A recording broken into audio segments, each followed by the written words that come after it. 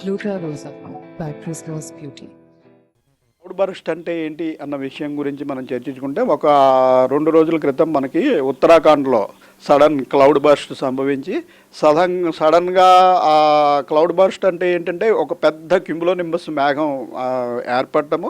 ఆ ఏర్పడిన మేఘం అంతా సడన్గా డిసిపేట్ అయ్యి ఒక్కసారిగా రెయిన్ పట్టము. ఒక్కసారిగా ఒక తక్కువ ప్రాంతంలో అంటే ఒక 5 స్క్వేర్ కిలోమీటర్స్ 10 స్క్వేర్ కిలోమీటర్స్ ఏరియాలో ఇంచుమించు 15 నుంచి 10 సెంటీమీటర్ల పైబడి 15 సెంటీమీటర్లు 20 సెంటీమీటర్ల రెయిన్ అనేది ఒక గంట అరగంటలో పడిపోవడం వల్ల ఆ సడన్ వాటర్ అంతా కూడా ఎక్యుములేట్ అయిపోయి అందులోకి కొండ ప్రాంతంలో పడినట్టయితే ఏంటంటే వెంటనే ఆ నీరు అంతా కూడా పల్ల ప్రాంతంలోకి సడన్గా చేరుకోవడం వల్ల అది సమీపంలో నదులు ఏమైనా ఉన్నట్టంటే అయితే ఆ నదిలోకి కానీ లేకపోతే ఏరు కాలువలు ఇటువంటివి ఏమైనా ఉంటే వాటిలోకి చేరి సడన్గా ఫ్లాష్ ఫ్లడ్ అనేది వచ్చేస్తుంది. ఇలాగే ఫ్లాష్ ఫ్లడ్ రావటం వల్ల ఉత్తరాఖండ్లో ఇంచుమించు ఒక గ్రామం అనేది పూర్తిగా తుడిచిపెట్టిపోయినట్టుగా అయిపోయింది. ఈ ఒక ఆర్మీ క్యాంప్ కూడా నామరూపాలు లేకుండా కొట్టుకెళ్ళిపోయినట్టు పరిస్థితి ఉంది.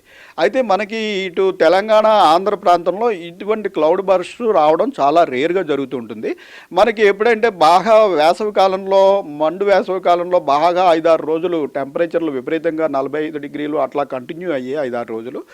6వ రోజు 7వ రోజు ఏదైనా మనకి సినాప్టిక్ సిచ్యుయేషన్ వల్ల సడన్గా మాయిశ్చర్ లభించినట్టయితే ఆ ప్రాంతంలో ఒక పెద్ద క్యూములోనింబస్ మేఘం ఏర్పడి అది సడన్గా డెసిపేట్ అయినట్టయితే అటువంటి సిచ్యుయేషన్లో ఒకటి జరుగుతుంది.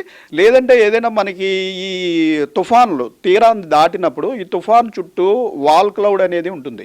వాల్ క్లౌడ్ అనేది చాలా స్ట్రాంగ్ క్యూములోనింబస్ క్లౌడ్స్ ఉంటాయి వాటిలోకి.